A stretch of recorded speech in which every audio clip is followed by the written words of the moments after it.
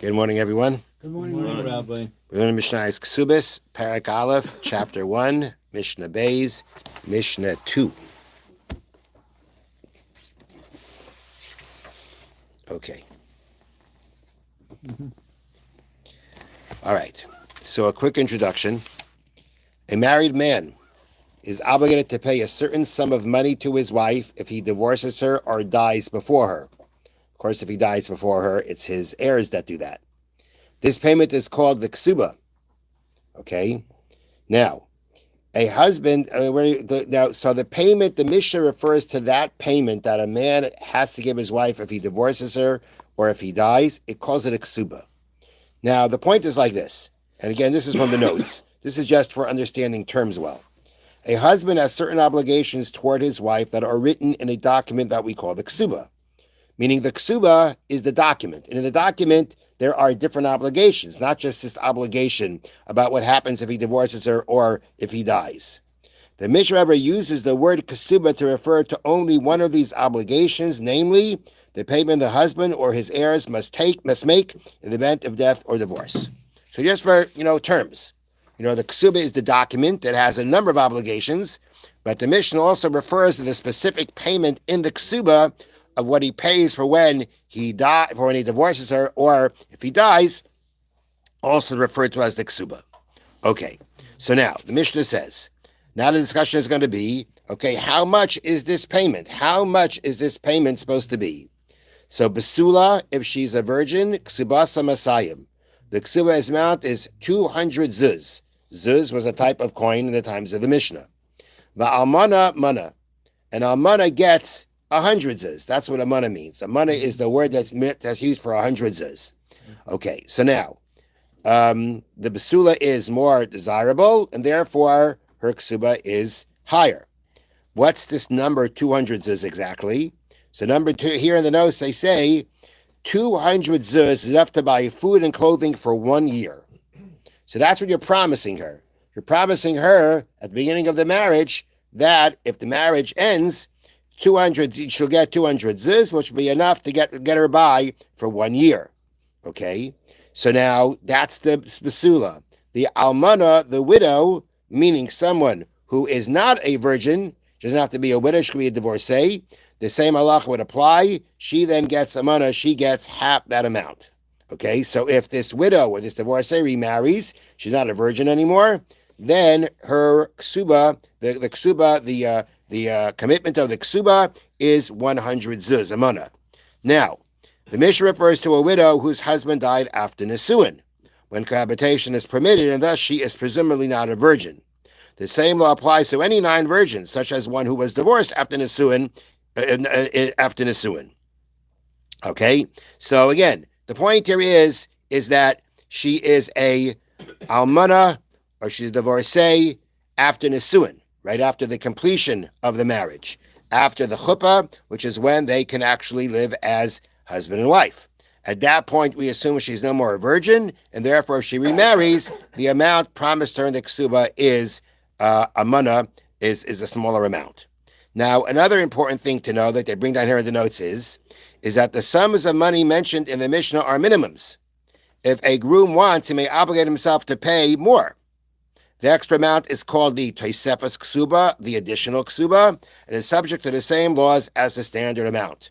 So basically, if every ksuba nowadays has the basic amount plus, and that plus is called Tosefos ksuba, the additional ksuba, or the addition of the ksuba. Okay, so yeah, the first part of the Mishnah tells us the virgin gets 200, the non-virgin gets 100. However, Besula almana grusha v'chalutza min ha'erisin. Let's say you have a woman who is a widow, a divorcee, or a chalutza who is a virgin. Why? Because all these things happen to her from the point of erisin. As we said, a halachic marriage has 2 parts to it. It has the erisin, which makes her your wife, just so you cannot live with her like a wife, and then the nisuin, the completion, the full-fledged marriage, which happens at the chuppah, that now they can live with husband and wife. So now, if let's say she becomes a widow because he dies before the chuppah, he dies after Erisin. Okay, well, She's a widow, but she's a virgin. Gerusha, or he divorced her from Erisin. Or she became a chalutza from Erisin. Now, chalutza means that she fell to Yibum because her husband died without children, and she fell to Yibum. The mitzvah of marrying his brother's wife when the brother had no children. If he doesn't perform Yibum, then he does chalitza, and that frees her to marry anybody she wants. Now, if a man only made Erisin on a woman, and he dies without children, the mitzvah of Yibum applies. But in this case, what happened is that he gave her chalitza. But being that she never made it past Erisin, she never cohabited with her first husband, and therefore she is still a psula. She's still a virgin. In that case, when she marries anew, ksubas and masayim, the ksubas is 200. She's a virgin, and therefore she deserves 200.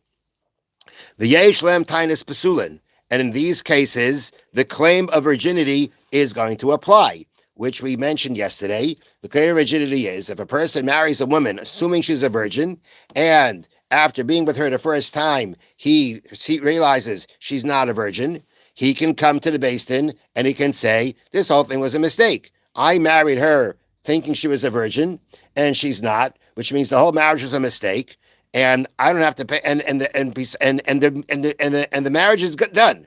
His claim is the whole thing is a mistake. If it's a mistake, the marriage is null and void, and of course there are no obligations then to her.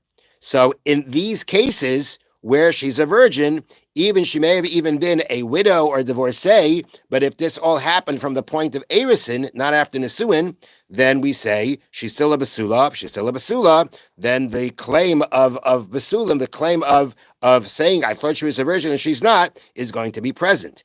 And it's going to be present. And as we said yesterday, when that claim comes about, that claim actually makes us consider the possibility that when she was an arusa, that she may have committed adultery. That was discussion of yesterday's Mishna. Okay, but the point here is that this woman who was once married, since the assumption is she's still a psula because she only went as far as Abraham with her first husband, then when she marries another man, he can have a claim of basulim. If she was widowed after the suin of their first marriage, the guy can't come and say, "Oh, I thought she was a psula." You know, she's not a basula. She was married to the other person, and she was fully married to him, so there's no claim then. Now we have another case. Hagiyoris v'ashavuya v'hashivcha.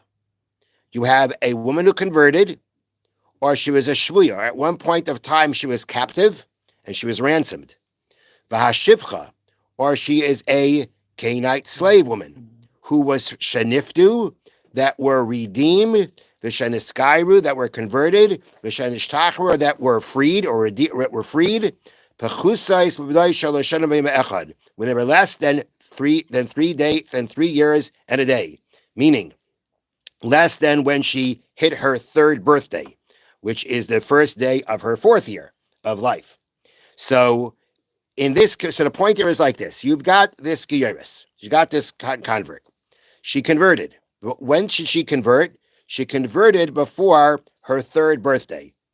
How does she convert before her third birthday? Because her parents converted her.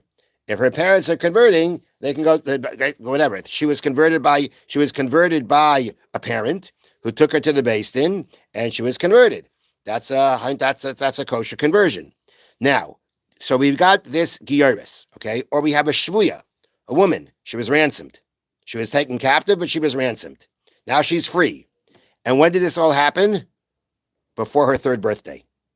Or she was a Canaanite slave woman, meaning she had the status of a Canaanite slave woman, and she was freed. She was given her freedom again before her third birthday. That means if she was, let's say, born to another Canaanite slave, and now the master frees her before her third birthday. In all these cases, so now our question is like this: what is her status? Is her status now she's going to get married to someone? Is she have a status of a basula, of a virgin, or not? Says the Mishnah. And when all these things took place before her third birthday, ksubas and masayim, her ksuba is 200. V'yeshem tainas basulim, and the claim of basulim will be able to be made against them. In all these cases, we assume that she is we say rather that she is a psula, she's a virgin. If any of these things happened after her third birthday, then we do not assume she was a virgin. So let me read to you from the notes. The halachic presumption is that a converted woman lost her virginity before she converted, and that a kidnapped woman and a Canaanite slave lost her virginity before they were released. In those circumstances, there is a presumption that she is not a virgin, that someone violated her. The Mishnah teaches, however, that if she was under the age of 3 years and 1 day when she converted or was released, she is treated as a virgin because the virginal membrane of once young usually grows back after it is broken. The whole point of a virgin is that there's a certain membrane that by cohabitation is broken, and she has this membrane. When it's broken, she has a certain type of blood that comes out from that, and that's a virgin.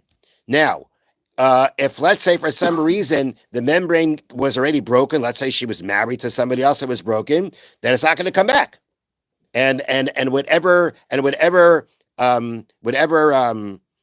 desirability there is in a virgin is not going to be relevant anymore because it's done. But if let's say this virginal membrane was broken at a very young age, meaning before she was even 3 years old, at that point of time we say it will grow back. It comes back. And therefore, as long as any of these things happen before her third birthday, and then she goes in and she grows up and she gets married, she will be presumed to be a virgin. Her ksib will be 200, and the claim of that I only married her because she was a virgin is going to apply to her. But once any of these things happen after her third birthday, then she's not considered a virgin. Her ksib will be 100, and there will be no claims against her about her being claiming that I only married her because I thought she was a virgin. Okay.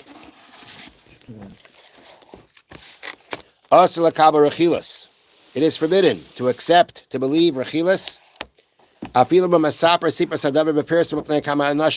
even if the rechilas was told in front of many people.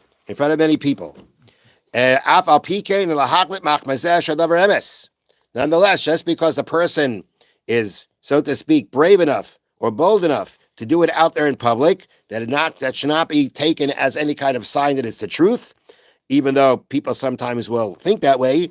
But as he's mentioned before, anytime you hear these kinds of things, then you don't accept it, but you have permission to investigate to see if this is something you need to take precautionary measures to protect yourself from. Have a wonderful day. Thank you, Rabbi. Thank you, Rabbi.